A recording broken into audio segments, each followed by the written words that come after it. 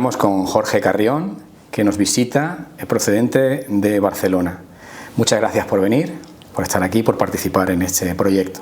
Desde que el concepto de antropoceno se acuña en el año 2000, y salta al ámbito de las humanidades, ha puesto encima de la mesa muchas cuestiones relativas a un desplazamiento post-antropocéntrico, post-humano, un giro material y ecoterritorial en las preocupaciones filosóficas, éticas, sociológicas, etc.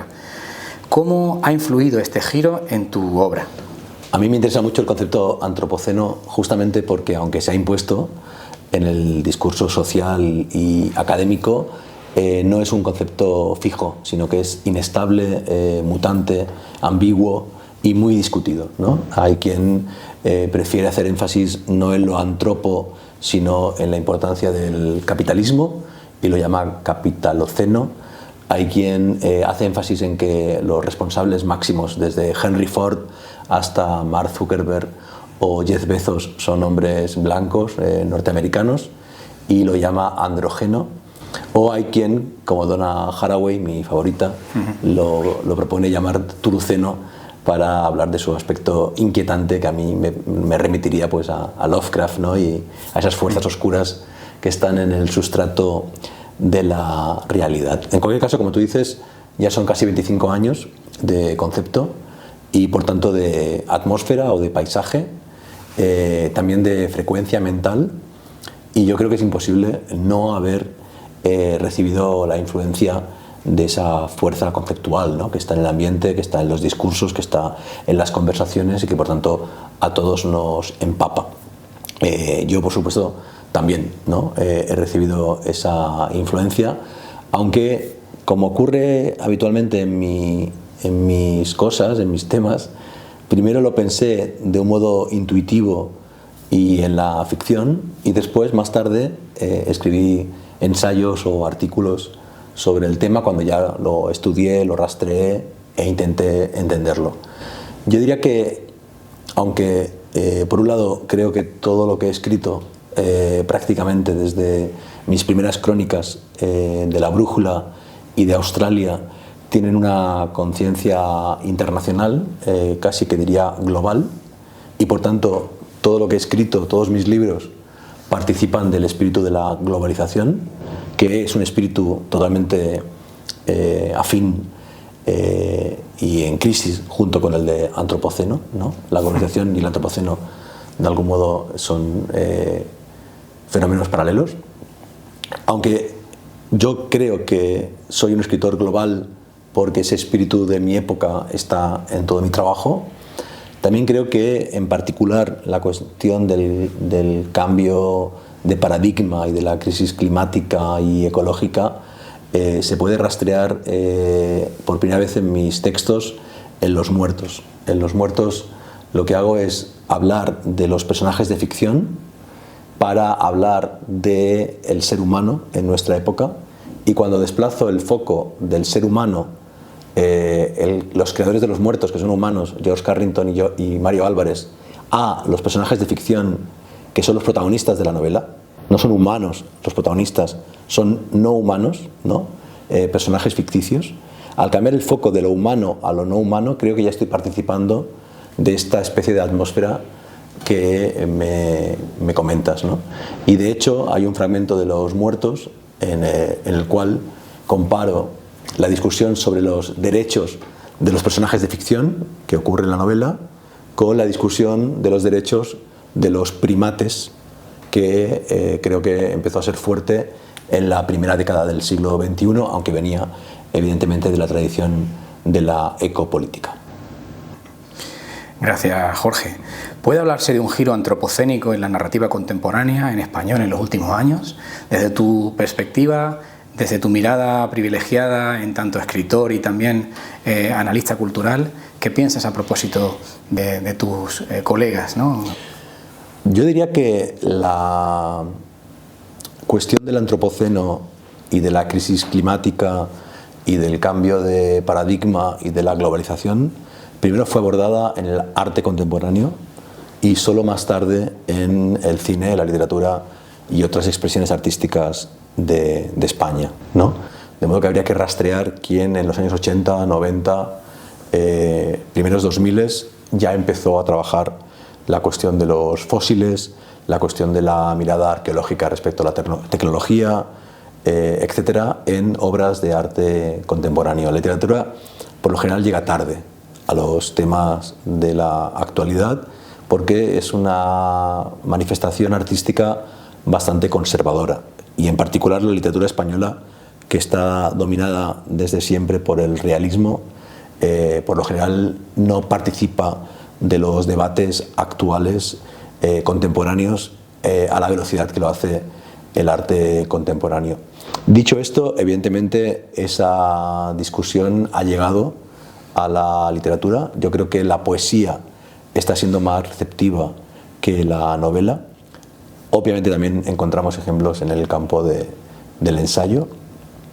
Y yo lo que he intentado hacer con mis últimos libros es transformar esa suerte como de emergencia en relatos fuertes, ¿no? Particularmente en Membrana, que creo que es la novela donde más he trabajado directamente la cuestión del antropoceno y del nuevo panorama en relación con la inteligencia artificial y con el debate entre el códigocentrismo y el biocentrismo, ¿no? La IA parece que nos empuja hacia un mundo en el cual el algoritmo está en el centro, pero la emergencia ecológica nos invita en cambio a situar la vida en el centro. Y yo creo que ese es el debate principal de nuestra época. Nos interesa mucho en este proyecto también la ciencia ficción como género, como discurso, y en concreto cómo dialoga, cómo se produce una dialéctica entre los polos de la distopía y también de la utopía, ¿no? ¿Cómo dialoga distopía y utopía en tu obra? ¿Cómo? Yo he dicho muchas veces algo que no es una idea original mía, que la ciencia ficción es el nuevo realismo. A mí realmente me parece que las novelas realistas que trabajan en códigos de realismo del siglo XIX son incapaces de representar nuestra época de un modo realista, con lo cual llegamos a la paradoja de que las novelas realistas de nuestra época son antirrealistas, y en cambio las novelas de ficción especulativa sí que se acercan a una representación más válida y más rigurosa de la realidad, sobre todo porque incorporan la pantalla e Internet, lo virtual o el algoritmo a su representación del mundo, y el mundo ya, yo creo, el 50% tiene que ver con el píxel y el otro 50% tiene que ver con la materia y con lo analógico y con lo físico, ¿no? Y efectivamente, desde siempre, ¿no? Desde que la ciencia ficción nace quizá con Frankenstein o el moderno Prometeo de Mary Shelley hace más de 200 años, siempre hemos tendido hacia un discurso de representación negativo, ¿no? De la relación con la tecnología. La corriente utópica o propositiva, ¿no? En vez de destructiva o apocalíptica, ha sido siempre muy minoritario. Yo me siento en sintonía con otros escritores contemporáneos, desde maestros como Stanislav Lem o como Ursula K. Le Guin, hasta personas que están vivas y a quienes conozco personalmente, como Edmundo Paz Soldán o como Michel Nieva.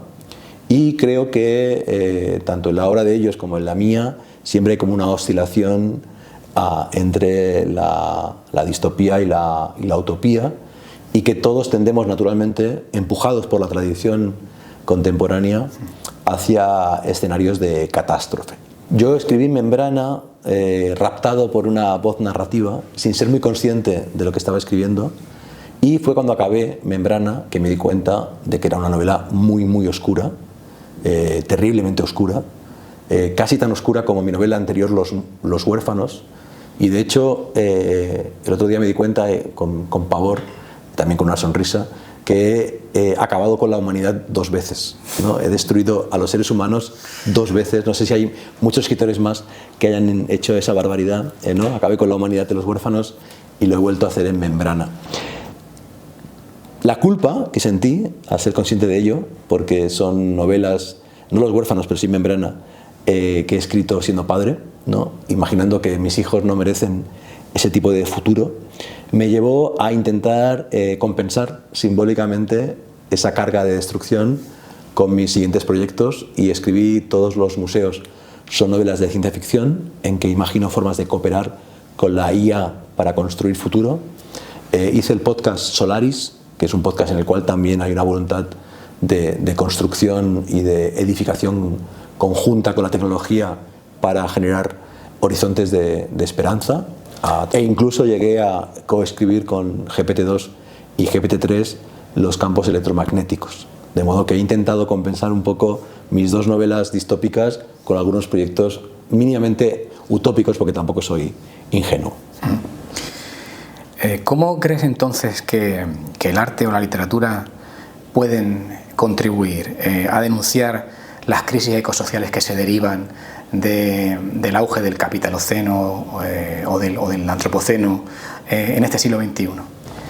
Es una cuestión que me preocupa porque he ido últimamente a varias exposiciones de arte contemporáneo en Estados Unidos, en Uruguay, en Colombia, en España, y he visto denuncia explícita en proyectos de arte con conciencia ecosocial.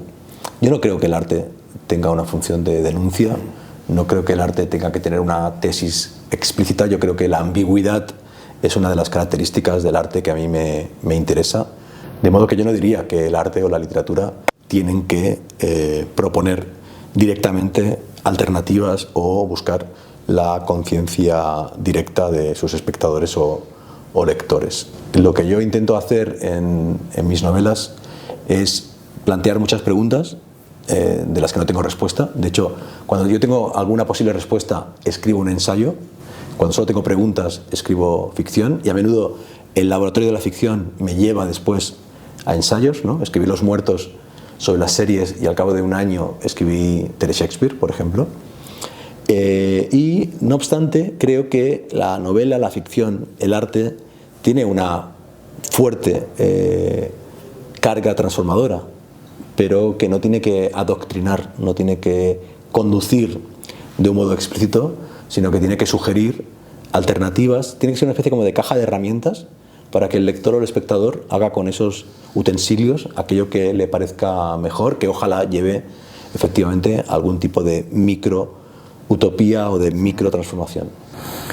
Hace unos años te leímos un artículo donde afirmabas que esta literatura de lo más que humano, esta literatura que atiende al paradigma del capitaloceno y lo analiza, lo desmenuza, lo trata de comprender, tenía la fuerza de una verdadera vanguardia. ¿Sigues pensando lo mismo? ¿Crees que es una vanguardia en nuestro tiempo? Sí, totalmente. Lo interesante de las vanguardias, desde, pongamos, la invención de la perspectiva pictórica en el Renacimiento hasta las vanguardias históricas del siglo XX, es que siempre han tenido un vínculo muy fuerte con las matemáticas, la física, la tecnología de su época, ¿no? A menudo se pueden vincular ciertos saltos en la historia del arte con la llegada de ciertas innovaciones tecnológicas, ¿no? Desde la imprenta, el microscopio o el telescopio hasta la teoría de la relatividad.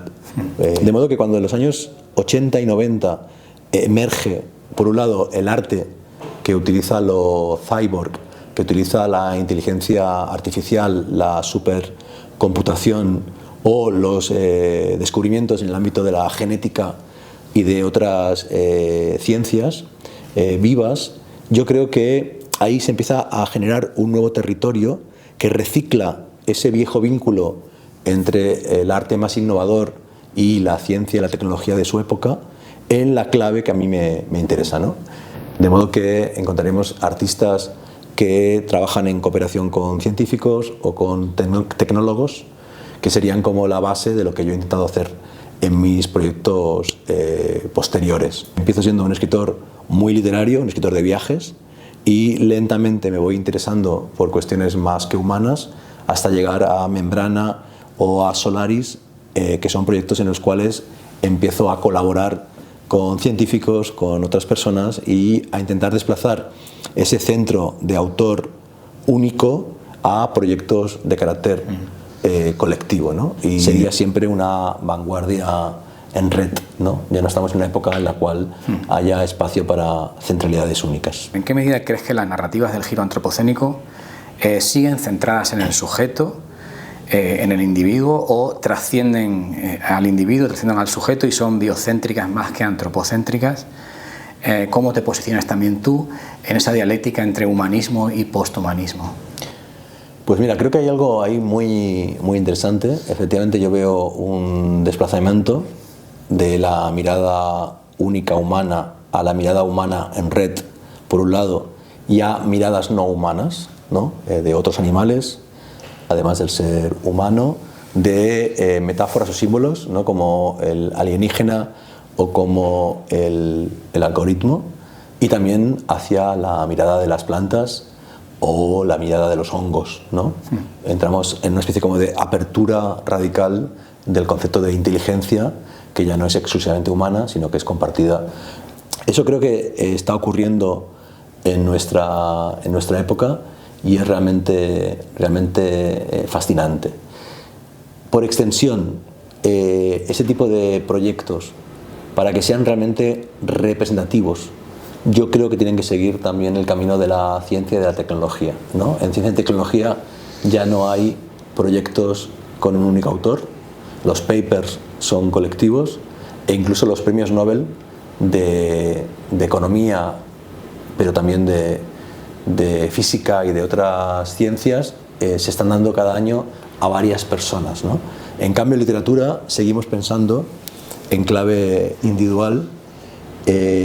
Yo por eso en todos los museos son novelas de ciencia ficción, que fue una exposición primero, figuramos en los créditos cerca de 20 personas, entre escritores, artistas, un físico, etcétera, ¿no? Yo creo que la idea de una literatura colectiva es la idea que más se ajusta al espíritu de nuestra época.